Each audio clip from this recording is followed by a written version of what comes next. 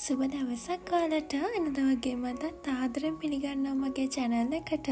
අද මම ඔයාලට අරගෙන ආවේ ගෙදර ඉතුරු වුණ බත් වලින් පොඩි වෙලාවකින් රසම රස පෝෂ්‍යදායී බත් එකක් හදාගන්න විදිය. මේ බත් එක කන්න වෙනම කරි වර්ග ඕන නැහැ. නිකන් උනත් මේ බත් එක කන්න පුළුවන්. ඒ තරමට රසයි.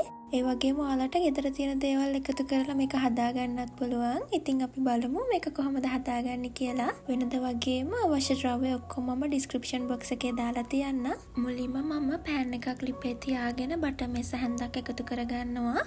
ඒකට මම පොල් තෙල් ටිකකුත් එකතු කරගන්නවා. ඔයාලට මේකට බටර් නැත්නම් මාජරින් හරි පොල් තෙල් විතරක් එකතු කරගෙන උනත් හදාගන්න පුළුවන්. තෙල් ටික රත් වෙනකොට මම මේකට සුදු ලුණු බික් 3ක් මේ වගේ පොඩි වට තලාගෙන එකතු කරගන්නවා. ඒ ටික පැතිගෙන එනකොට මම ලොකු ලුණු ගෙඩියක් මේ වගේ හීනෙවට කපාගෙන එකතු කරගන්නවා.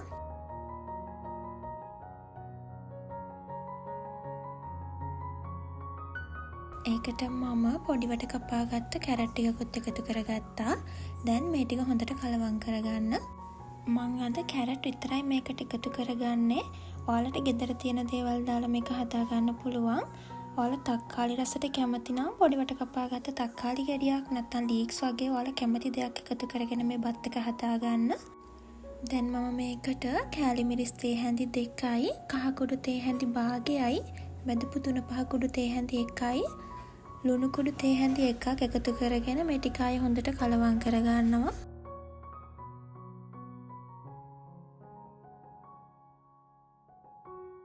මේක හොඳට කලවම් කරගත්තට පස්සේ මම මේකට බත් ටික එකතු කරගන්නවා.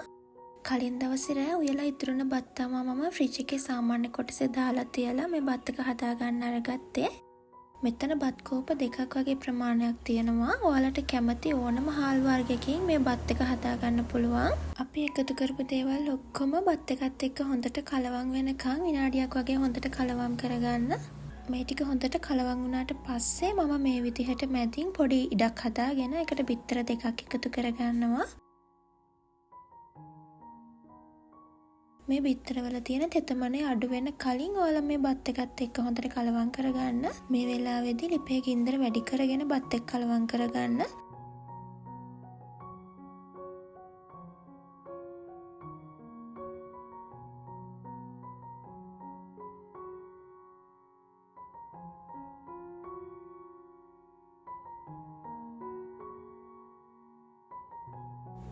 මම මේකට අන්තිමට සීනි තේ හැන්දකුත් එකතු කරගන්නවා. මේකත් හොඳට බත් එකත් එක්ක කලවම් වෙනකන් කලවම් කරගන්න.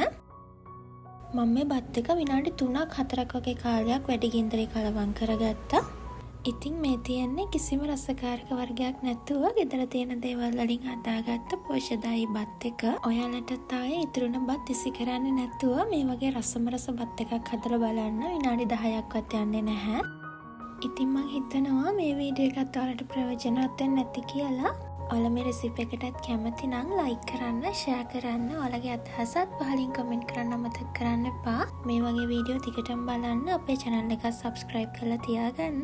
එහෙනම් තවත් රසවත් වීඩියෝ එකකින් ඉක්මනින්ම හමු වෙමු.